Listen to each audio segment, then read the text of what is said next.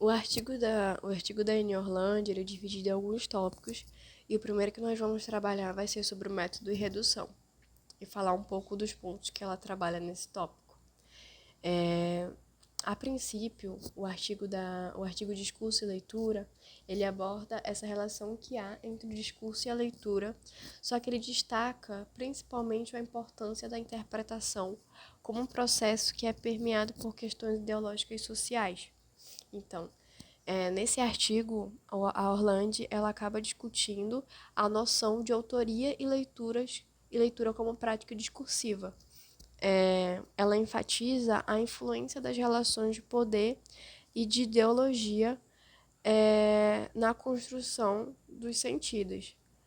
Um dos tópicos que ela acaba citando dentro desse projeto seria a influência das práticas pedagógicas na formação do sujeito leitor, né? Então, a Orland ela discute como o contexto escolar e como as abordagens pedagógicas elas influenciam na interpretação e na compreensão da leitura. Ela destaca ela destaca a importância de considerar essas relações de poder e ideologia dentro da sala de aula e presente nesse processo. Então, outro ponto que a autora ela acaba trabalhando dentro desse tópico seria o conceito de leitura. Então, o que é a leitura, né? Para a Eni, ela vai além dos aspectos superficiais e práticos, né, que nós conhecemos. Ele vai adentrar em uma questão mais ampla e complexa, né? A autora ela vai discutir que a leitura ela não é apenas uma decodificação das palavras, né? Ela acaba sendo um processo interpretativo que é rodeado por questões sociais, culturais e discursivas. A leitura, ela vai explorar as representações sociais e os discursos dominantes e as condições materiais que vão influenciar na forma como o sujeito vai compreender e se apropriar dessa leitura.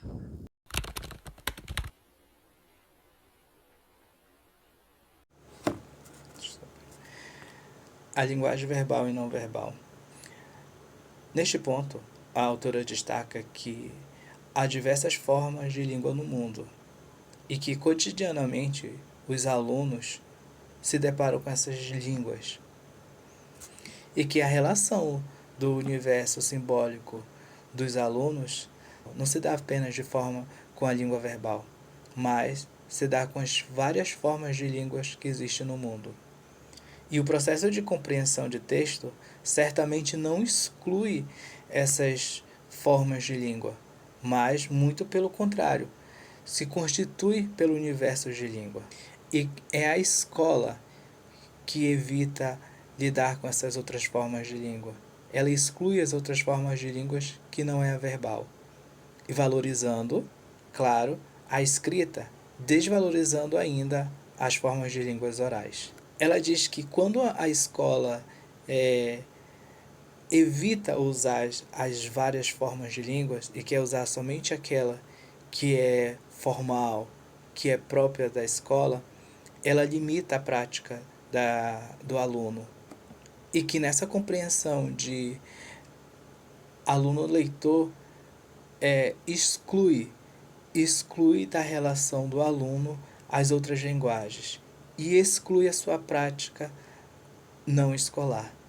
E que, infelizmente, essa é a visão de aluno que tem fundamentado, é a visão de leitor-aluno que tem fundamentado as metodologias de leituras que são propostas. No texto, a Eni Orland traz para a gente, né, a ideia de que não existe um grau 0 ou um grau 10 de leitura. Né, e a escola, o nosso modelo de ensino, acaba destacando essa posição em ignorar que o aluno já possui, antes de ele entrar na escola, um processo de aprendizagem que foi adquirido, né, ali no meio da família, entre os anos anteriores da escola, enfim, o contexto social que ele está inserido. Essa métrica de grau 0, grau 10 de alunos, ela é baseada em um modelo de aluno que a escola vai construindo, né? E no caso que inicia ali com um indivíduo que possui alguns conhecimentos prévios, mas que esse conhecimento ele não é verificado, então ele é desvalorizado. O grau 0 seria levar em consideração, né, que o aluno já tem alguns conhecimentos prévios, só que esses conhecimentos eles não são passados por um processo de avaliação, ou então de confirmação de que realmente existem.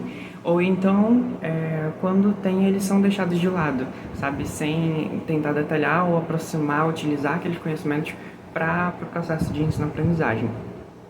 E no caso do grau 10, já seria ali a representação de um indivíduo que já sabe ler, mas uma leitura no sentido de compreender mesmo, de conseguir refletir e de criticar.